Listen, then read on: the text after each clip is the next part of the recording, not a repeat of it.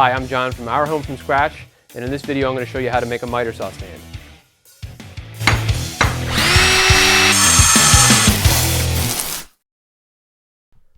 Hey everybody, this is the project we're going to be building today. This is the miter saw stand I just finished making for my saw. So this particular saw that you're going to see me build is designed, or at least dimensioned, around this particular DeWalt. This is a 10-inch sliding compound miter saw from DeWalt, and so if you have this particular saw, great, but if you have a different saw, that's no problem. You can still follow the same basic approach that you'll see in this video, and I will have a link to a page in my site where you can get access to a MS Excel file that'll basically be a calculator. So what you can do is you can put in the dimensions of your saw. You just take a couple different measurements and it will spit out a unique parts list for your saw. So we're going to start this build with the large pieces. Now this is just made from one 4x8 sheet of birch plywood and a 2x4 piece of birch plywood, a 2 foot by 4 foot. So, all right, let's get started. All right, so to get started, what we're going to do is take our two biggest pieces, and these are going to be the front and the back of the miter saw stand. And there's actually going to be a pocket right in here, a little box that the miter saw will sit in, and that way the outer and inner feeds of the table will be flush with the work surface of the miter saw. So I started by clamping the inner and the outer together. So when I make this cut, I only have to make it once. It'll save time. It'll make sure they're both cut to the exact same dimensions and they're nice and even. So to make this cut, the first thing I'm going to do is I'm going to plunge a circular saw, cut along this line, cut along here, and then I'll finish those cuts with a handsaw. All right, so we're about to make our first cut, and before we get started, I'm going to make sure I have some hearing protection and eye protection as well. What I'm going to be doing is taking my circular saw, pulling back the blade guard a little bit, and then I'm going to rest it against a piece of straight edge. So the straight edge is lined up with to offset the blade of the circular saw, so it runs along the cut line. So that way I don't have to worry about holding it steady. As long as it's butted up against this straight edge, we'll be fine. And now the straight edge is just a piece of scrap board, and I've tacked it down in two places with a brad nail gun just to hold it there. You can also use clamps if you want, but I didn't really have the room.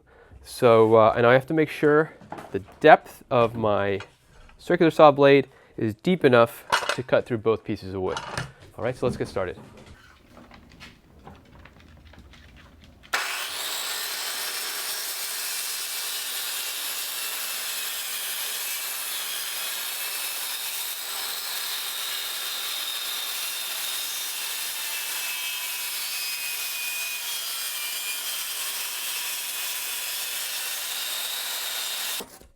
I'm going to use a handsaw here just to square off the edges where the circular saw couldn't quite reach.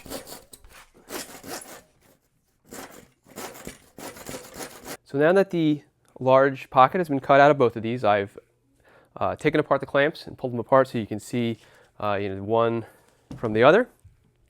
And now that they're separate, the next part I'm going to do is install these ribs. So I have some wider ribs to go in the fatter part of the table, and I've got these more narrow ribs that will go in between here. So they'll basically just line up. They'll actually both sit, the large ones will sit a little bit below the top of the shelves, and these small ones will sit flush. And you'll see why I'm doing that in a little bit. But for now, we'll go ahead and get these installed. So I'm just going to use some wood glue, just some all-purpose carpenter's glue here. And so these wide ribs here sit 3/4 of an inch below the top of the front and back. So that allows that side platform to sit flush with the side, or with the front and the back. I could always have it so the side kind of sits on top of it, but I thought this would just be a little better. So once these get squeezed together here, wipe off a little excess glue. I'm going to tack them in place with a brad nail gun and then go back and add a couple screws.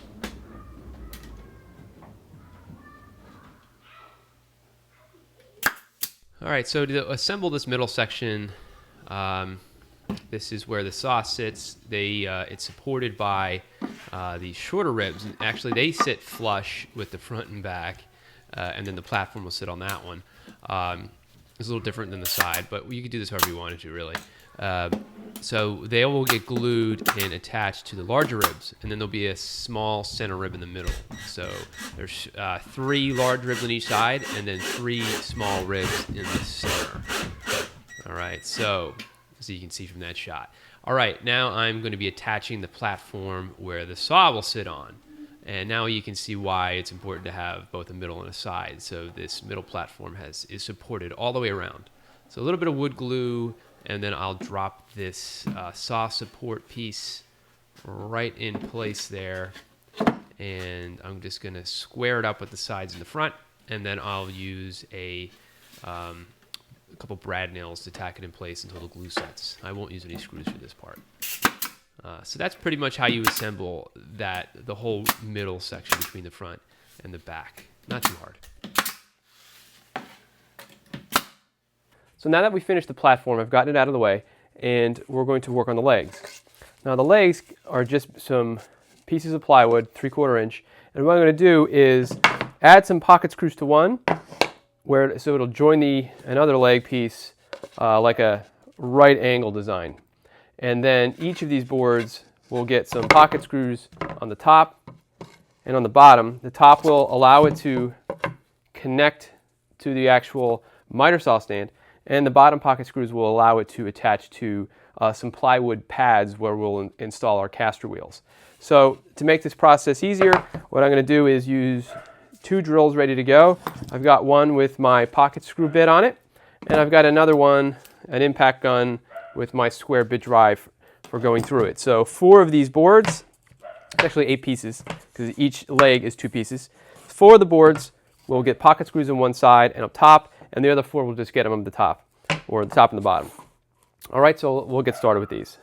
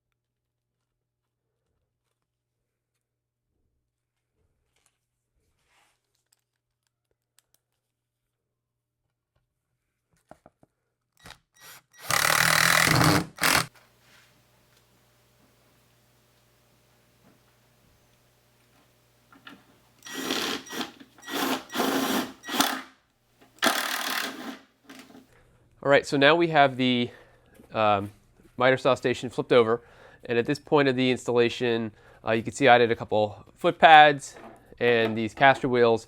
And before we go any further and install the saw and get all that set up with the fence, that'll add some weight to the top.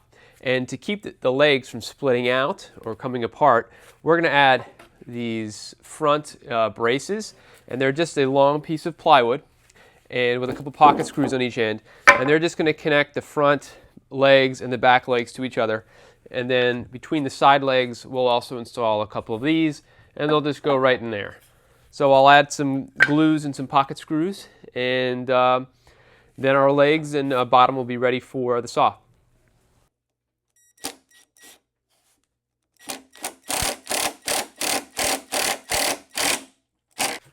Okay, so I have my miter saw sitting on the miter saw station. It looks pretty good. All I got to do at this point is pretty much get it situated, figure out where I want it centered, how far front and back, and then I'll mark some holes for this particular saw and drill them out and bolt it to the table.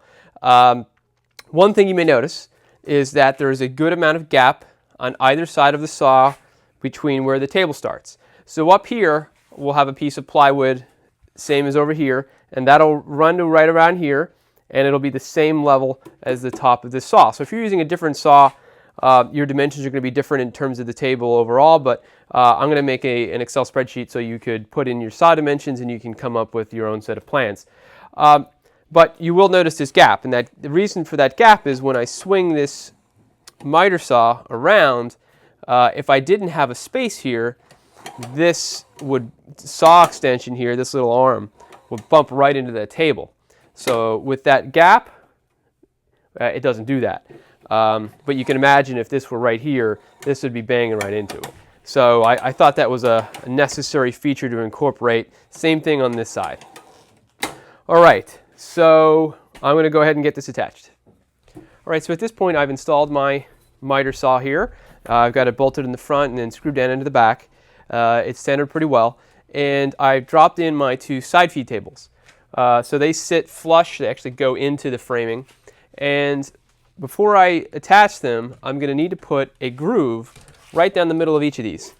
And in that groove, the fence will sit. And so to mark that line for where that groove will go, I'm going to use a long piece of MDF. So you really want to use something that's the longest, truest, straightest piece you have. And what I'm going to do is basically butt this up. I have a factory edge on here still. So I'm going to butt this up against the backstop of this miter saw. Make sure it's nice and square there. And then it's going to take a pencil, and I'm going to trace out where this line is. And it's going to continue on the front and on the back. All right, so now I know where to put my cut for the fence.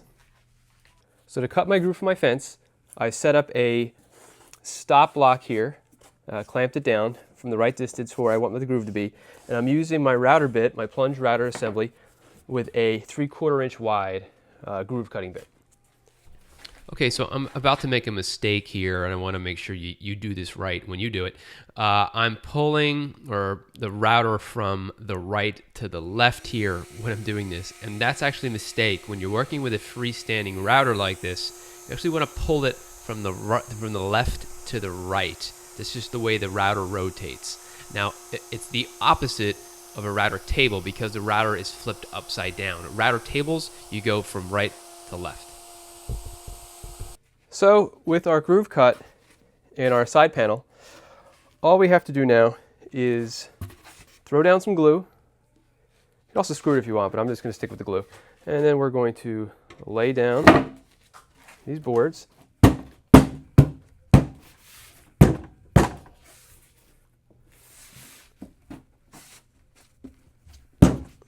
Make sure it's nice and snug.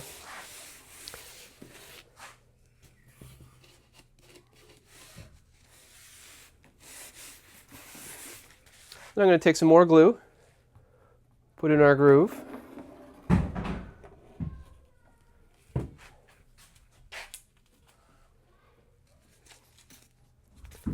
and drop in our fence.